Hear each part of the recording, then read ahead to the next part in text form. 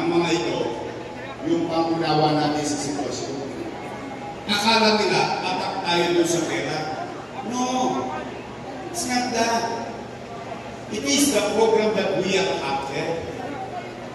Tataasan yung 1,000, sabi kayo na sabi, walang gamot kasi walang pera. Kaya walang gamot sa health center, walang gamot sa ospital kasi walang pera, walang pera, walang pera. Maraming utang. Tapos ngayon, Oktubre, nagkaroon ng pera.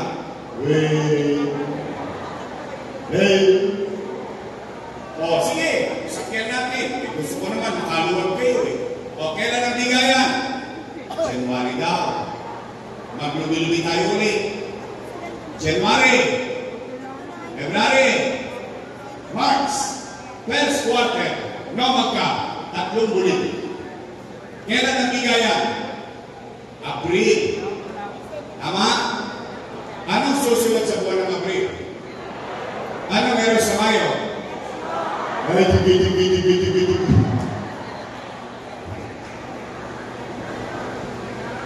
Nay! Siguro naman, naiintindihan nyo bakit nila ginagawa ngayon yan, ano? Naintindihan nyo?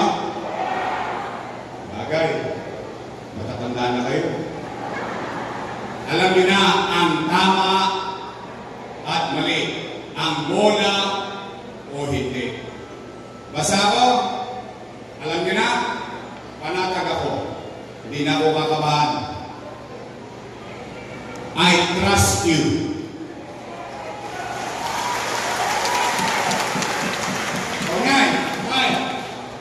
Totoo ba na kapag hindi ka na botante, wala ka na rin sa pensyon?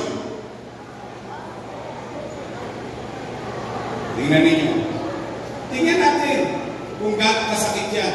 Kaya nga nung araw, anong sinabi ko? Nung sinimulan ko yan, kasama ko pa silang sinimulan yan. Mayaman, middle class, mahirap, may sakit o wala, botante o hindi. Bakit? Sinimplify ko lang yung programa. Pantay-pantay. Ano lang? Edad at taga-Maynila. Tapos na. Para hindi na magkalituhan ang taong bayan. Ngayon, kapag hindi ka na botante, wala ka na pensyon, ang lupit mo, tingnan natin. Sige. Kaya kung ayaw gawin yan dahil makakasakit ng damdamin yan eh. Ang ibig ba nilang sabihin? Dahil ako nakahirati sa karamdaman, dahil ako wala nang bilang sa boto, wala na akong pensyon. O sige, kaya anong mararamdaman ninyo? Humihina ka pa. Tao ka pa. Mamamayan ka pa ng Maynila. Kaya lang hindi ka na nakakaboto. Dahil walang boto, walang pensyon. Wow! Tatanda din kayo. Una-una lang yan. Mauna na sila. Kaya nga iniwasan ko yun eh. Kasi alam ko, may kirot yun. Hindi lang iibig yung may sakit. Tay! Tolo! Totoo ba? Wala na rin yung insure. Wala na? Talaga? Pinalitan daw ng stiko. Talagang galit sa inyo. Kaya kung nga kayo binibigyan ng insure, parang ilusog kayo eh. Ano binigay sa iyo stiko? Diabetes. Totoo ba yung cake? Naging cupcake? Totoo? Wala na rin daw yung black rice at brown rice? Talaga? Alam niyo yung istorya ng black rice niya? Napagalitan pa ako ng matanda dyan. Sabi sa akin ng matanda, ikaw hindi mo na kami mahal. Bakit po? Yung binigay mo sa akin bigas, ulit pa. Sabi ko, Nay, yun yung pinakamahal na bigas sa buong mundo. Yun po yung pinaka-healthy rice, brown rice, black rice. Gusto ko lang maiparamdam sa iyo na yung kinakain ni Jaime Augusto Sugal de Ayala, makain mo din, matikman mo din. Eh, ang hirap-hirap niluto, ang kunang-kunang pa. Nakakalupot lang. Ito mga simpleng bagay. Alam nyo, Nay, sa totoo lang, Bakit kayo prioridad sa panahon ko? Bakit kayo may pensyon, metformin, losartan, insure, birthday cake, and so on and so forth? Alam niyo kung bakit? Kasi konti na lang birthday niyo.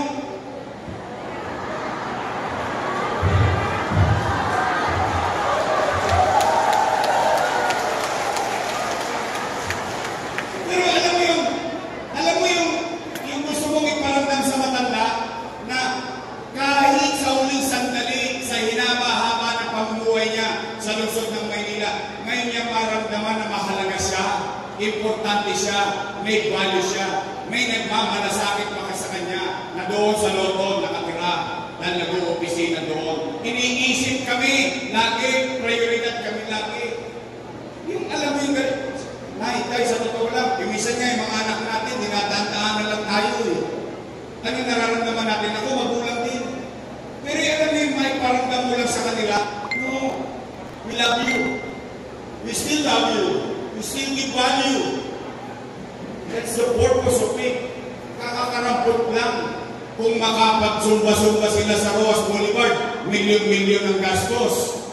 Kung makapagpasosyo sila sa City Hall, milyon-milyon ang gastos. Pagdating sa matatanda, pakunti ng paikli, pakunti ng pakunti, pawala ng pawala, pahirap ng pahirap.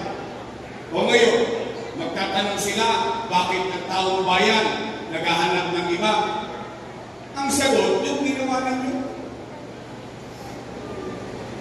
Tay, kumain na ba kayo? Kumain ba kayo? Nasa kamain ng hindi pa kumakain? Hindi ba kayo kumakain? Huwag kayo mag-alala, lilipas din yan.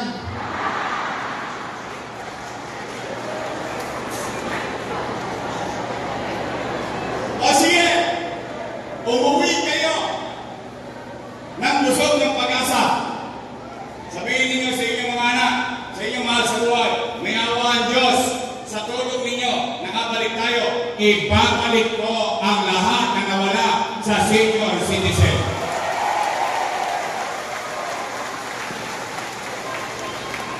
Pangalawa, totoo ba na kapag magpapacheck up ka sa health center, kailangan naka-online schedule ka ba?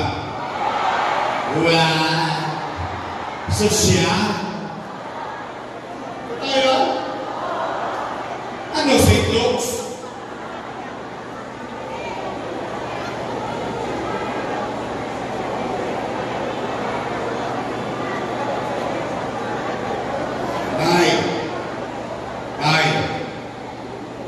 Lola ko, diyan nyo mahalata na ang leader hindi na uunawaan ang katayuan ng kanyang nasasakupan. Bakit? Online. Schedule. Una, ano kailangan mo pag online? Cellphone. Libre ba cellphone? Toskas ka. Pangalawa, ano kailangan mo? Load. Libre ba load? Toskas ka.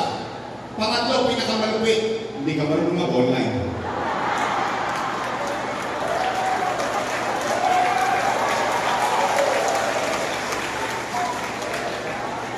Online. Sample lang.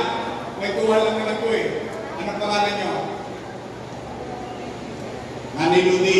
Hindi mangyayari sa ito ah. Sample lang. Online eh. Sila na iludi. Binahapo.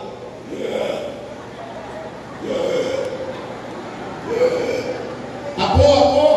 Dali mo nga ako sa health center. Binahapo ako. Magpapacheck up ako. Ano sabi ng ako niya? Tumigil ka, Lola. Wala kang online. Ano nangyari kay Nanay Ludi?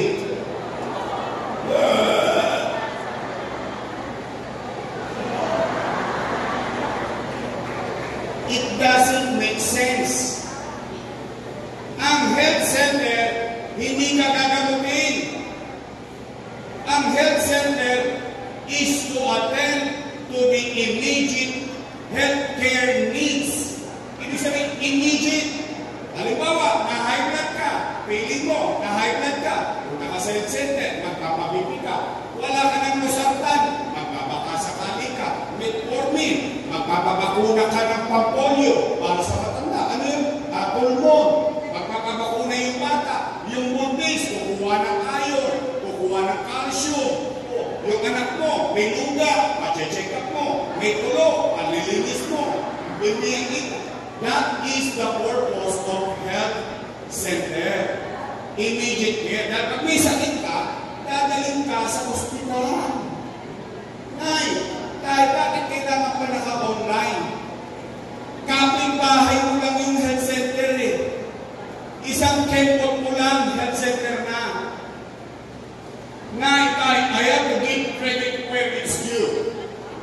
Noong panahon ko, at hindi ko lang panahon, lahat ng panahon na sinundan ko, si Era, Alfredo Lim, Lito Achesa, Med Lopez, Pagachin, Villegas, Lacson, lahat na sinundan kong mayor, magpasanggang akin. Ang tao pumupunta sa health center, want to sawa. Anytime na gustuin mo, pwede kang pumunta sa health center. Tama po ba? Bakit kailangan nyo yung online pa? O ngayon daw, tinanggal na. Totoo ba? Kita ninyo, kung hindi pa ako tumakbo, hindi pa tatanggalin.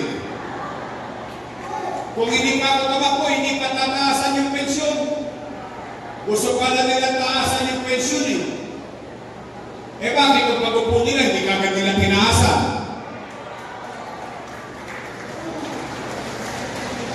Ngayon, Nay, umuwi kayo.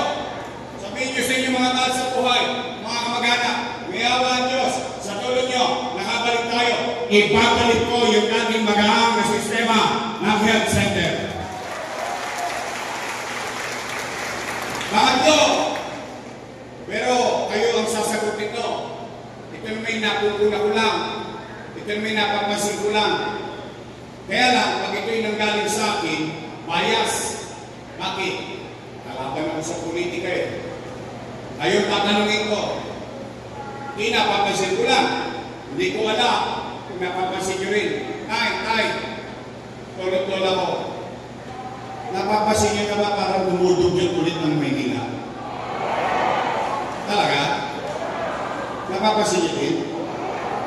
Parang gumugulo ulit yung Maynila. Parang limasin ko ulit ang patayan, hold-upan. At saka si Eddie. Kilala niyo si Eddie? Bumabalik na sa Divisoria. Si Eddie. Eddie sila. Si Pati. Pati kasama ni Eddie. Nandiyan na naman sila. Nalinis ko na yun eh. 30 years. Hirap na hirap. Ang mga matatanda, mga pasahero ng jeep. Uuwi galing Cubao, papuntang Divisoria, Cutting Creek, Abad Santos. Yung matanda maglalakad hanggang sa Wadluna, rekto, sasakay, papunta hanggang Obrero, papuntang Caloocan. Ngayon, dire-diretso na. Wala. And I challenge you. You should know better than me. Mas alam nyo ito. Walang nakapaglinis ng rekto. Marami na nagdaang mayor. For the first time, na ibalik ang rekto sa taong bayan. Ano nangyari sa ating wapaglinta ako na wala? Tingnan ninyo. Tayo na ang number 1 sa crime index sa buong Southeast Asia. Not Philippines. Not Philippines. But Manila. Pag titignan nyo yan, pinagkumpara ang lahat ng syudad sa Southeast Asia. Ano nangyari? Onay, tay, mga lola ko, gusto nyo bang ibalik ang gobyernong mabilis kumilos? Gusto nyo ba yung may gobyerno sa umaga, sa tanghali, sa hapon, sa gabi, hanggang madaling araw, walang tulugan na gobyerno? Help me, help Manila to make great again. Pangapat at panghuli na para uwian na. Pag umabot ka ng alas 12, yari si Congressman Carlo Lopez. Mag-aabono siya. Pero mahalaga ito. Mahalaga ito. Dahil ito'y pera ng taong bayan. Tay, yung mga dati pumupuri sa akin, kasama si Benton. Hindi, ako real talk lang. Ako naman, dati papuri-puri sila sa akin eh. Nung natutuwa yung taong bayan sa ginagawa ko, pinupuri nila ako eh. O ngayon, sila itong panira ng panira, okay lang. Sanay naman ako sa politika. Pero, para malaman ninyo, sa inyo ako mananagot. Hindi sa mga politiko. Tay, sa amin ng kalaban, si Yorme, maraming iniwang utang. Narinig niyo yun? Narinig niyo? Interesado kayong malaman ang sagot? Aba, dapat na. Bakit eh? Pera rin yun. Pera ng taong bayan yan. Kabang. Tay, gusto niyo bang malaman ang sagot sa akin mismo manggaling? Tama lang. Because every leader should owe, akuin ang kanyang ginawa at mapapanagutan sa taong bayan. Tama mali? Sige. Bago ko sagutin, matanong ko lang kayo. Real talk. Tay, taas ang kamay ng may anak dito. Mali ko, baka dalaga pa kayo. Sino may anak? Taas ang kamay. May apo. Lahat kayo may pamilya.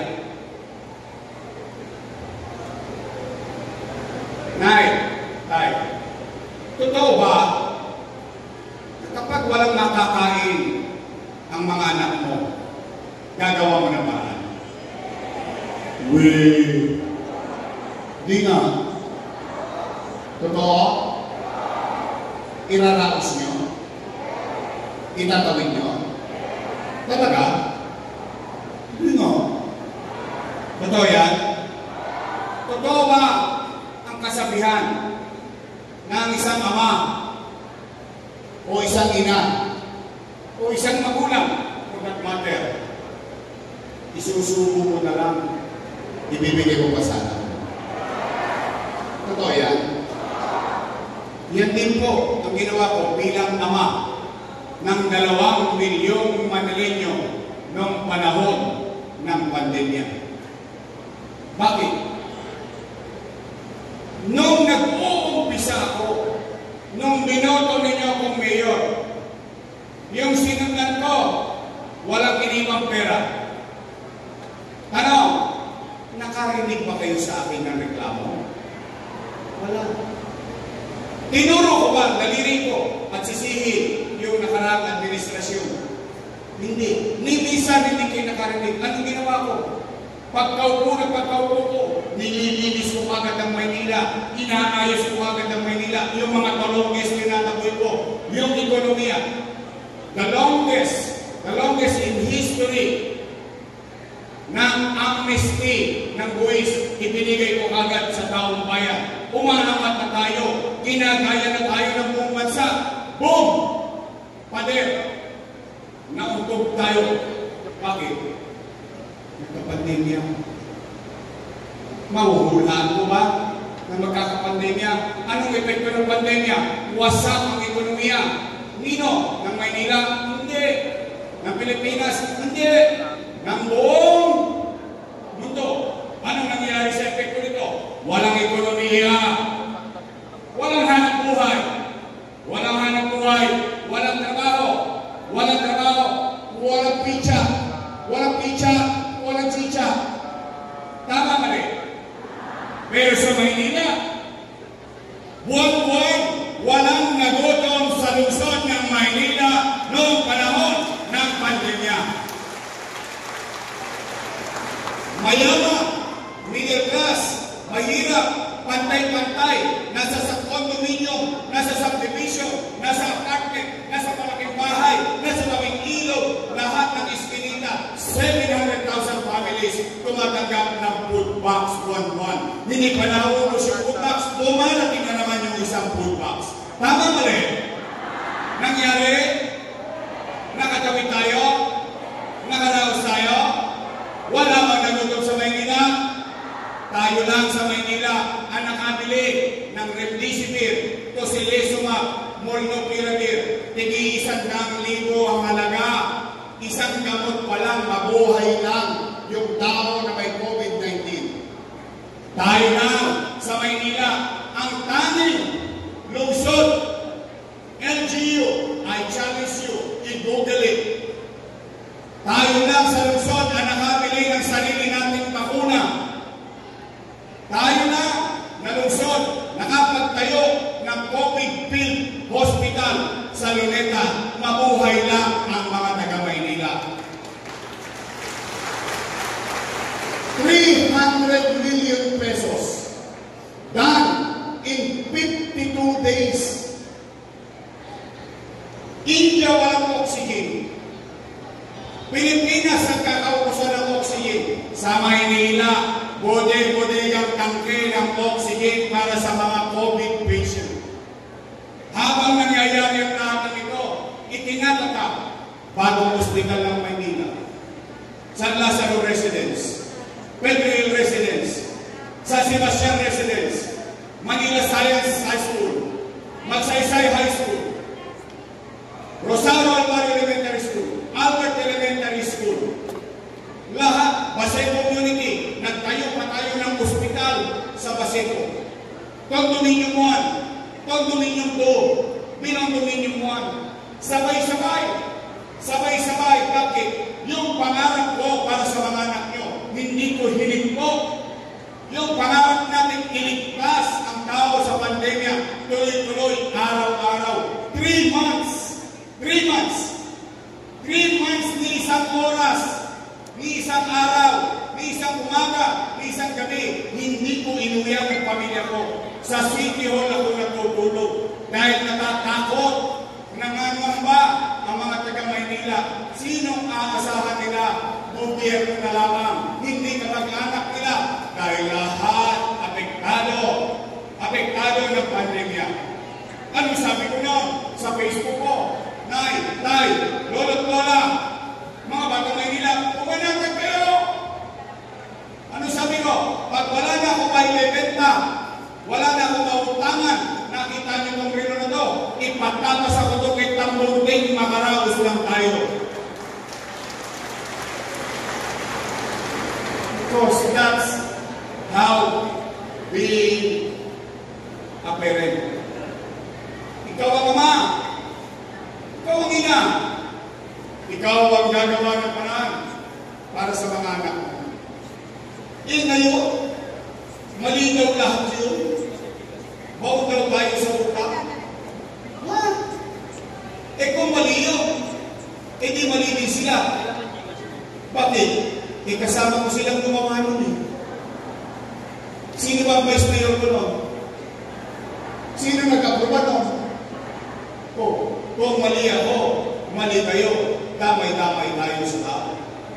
Pero, maglalakad ako sa Arpapa, maglalakad ako sa Wanluna, maglalakad ako sa Obrero, maglalakad ako sa distrito, matapos ang ilong ko, isa lang masasabi ko, katulad nung sinabi ko kanina nung umpisa, salamat sa Diyos. Nandito tayo sa tutuban ngayon. Buhay tayong lahat. Nakaraos tayo. Reklamo sila ng reklamo. Maraming utang. Saan ako nangutang? Alamin natin. Bagay na malaman nyo. Saan ako nangutang? Sa gobyerno. Ha? Ang labo naman kausap ni Yorme. May utang ng Amerika, may utang ng Pilipinas. Si Yorme nangutang pa sa gobyerno. Opo. Ganito po yun. Para mas madaling maintindihan. Itong ulo ko, hanggang pa ako, imuwestra ko lang ng maayos para mas madaling natin maunawaan. Itong buong katawan ko, gobyerno. Yung wakali na bulsa, national government. Yung nangka, local government. Saan ako nangutang? Land Bank of the Philippines. Sino mayari? Gobyerno. Development Bank of the Philippines. Sino mayari? Madalit salita, National Government Financial Institution. Paldo, siksik-liklik, umangapaw ang pera. Local Government of Manila, nga, walang pera. Anong ginawa ng mayor nyo? Dumukot sa kaliwa, ipinasok sa kanan ng makaraos ang mga batang Maynila. Saan tumikot yung pera? Sa gobyerno. Gobyerno. Sino nakinabang sa pera? Salamat sa Diyos. Kaya na, total, lahat ng interview nila, lahat ng sinasabi nila sa mga ganitong gawain, puro utang, reklamo sila na reklamo sa utang. O, sabihin niyo po sa kanila, lumaya sila dyan, ako magbabayad ng utang. Ito lang. Kaya na, time. Gusto niyo ba talaga akong bumalik? Bakit sinacharot-charot mo lang ako? Ha? Gusto niyo ba talaga akong bumalik? Talaga? Taas ka na kamay na gusto akong bumalik! Promise! Thanks, Mom! Mamatay ba sila? Ayaw ko kayong madisgrasya, ayaw kausap ko dito. O sige, Nay. Nay, lolit ko lang. Gusto niyo ako bumalik? Mahirap ko. Kasi back to square one ako. Back to zero tayo. Pero kung manatag kayo, I won't complain. Kung kinakailangan ulitin ko ulit, yung mga ginawa natin, total na gawa na natin, madali nang ulitin. Tama ba rin? Meron lang ako sa request. Isa lang ang request ko. Pwede ba mag-request? Promise? Talaga? Pwede straight?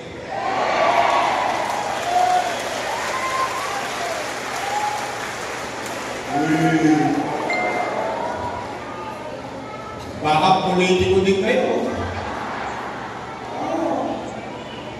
Promise? Talaga? Uy, mga taga-obrero, mga taga-distrito, sisingilin ko kayo. Pagtapos ang eleksyon, bibili ako ng dividendaso. Bubuksan ko yan, tingnan mo kung may prueba mo kayo. O, pagtapos ang eleksyon, tumupad kayo. At ang eleksyon, ako naman ang sigilin ninyo. Pwede! Straight! Nicole Evangelista! Promise, ha? Romeo Miranda! Romeo! Awisia! Walang si! At ang namamana!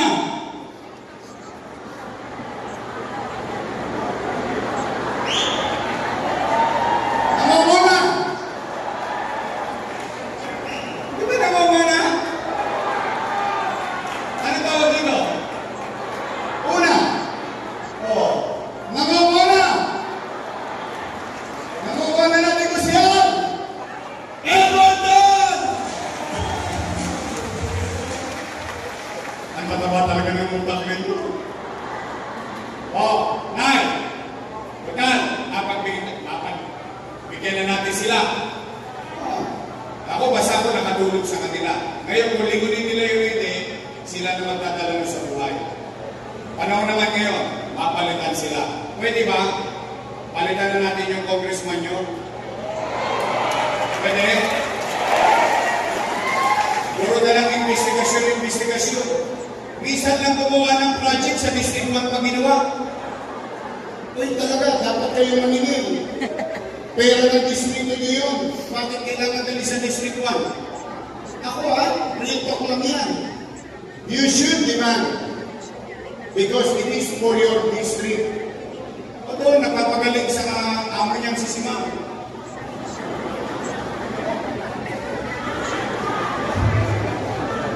ko lang kung sino yun. Bahala na kayo. Pwede na! Carla Lopez!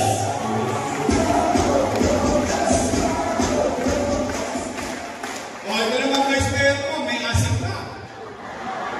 Mukha lang po siya 19. Naintindihan niyo na yun. Tako rin sa po yan. Hindi po yan talaga. Dalang-dala na. Ang ating vice mayor, Chief Atchesa!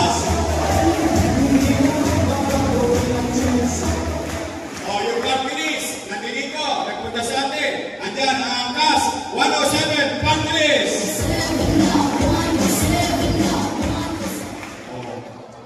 Talaga ha? Gusto rin tayo ha? O sige na, pasisimplayin natin yung kampanya. Kasi baka makaligtaan ninyo mga pangalan nila, 5 buwan pa yan. Tama ba? Total, 2 grupo lang naman ang pagpipilian nyo. 2 lang yan, pag nakita nyo yan. Unang grupo, Your Best Choice. Matamis. Kabilang grupo, Ladies Choice.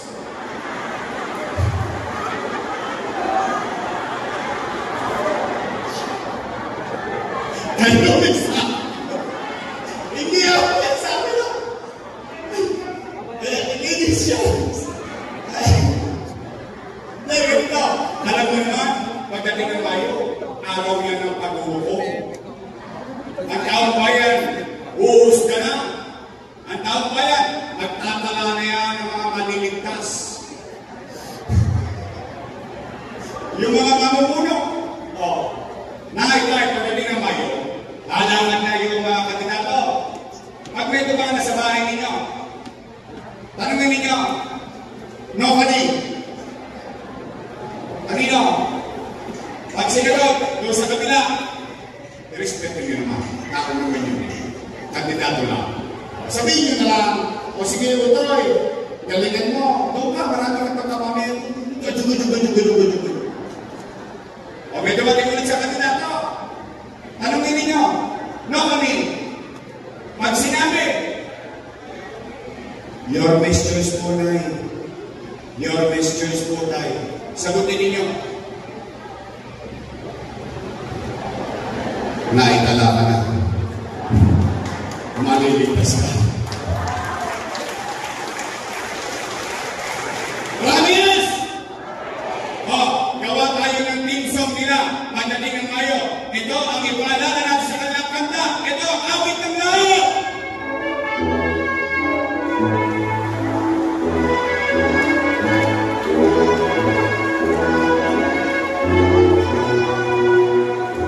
First honor.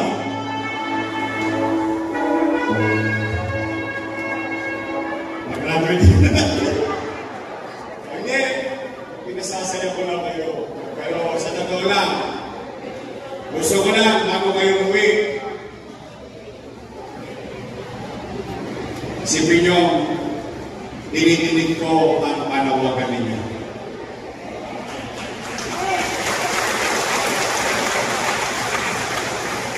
Mahal ko lang talaga kayo. Sa totoo lang. Pampahinga na ako. Ni-real talk lang. Pampahinga na po ako. Although, 50 pa lang ako.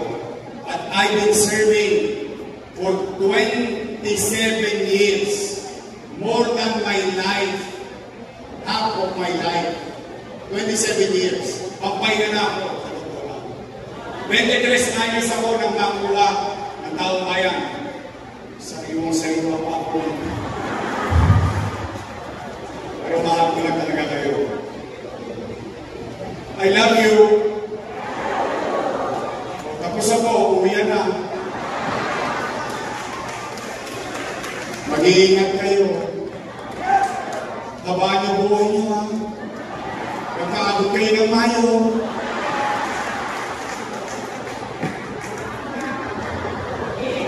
I love you.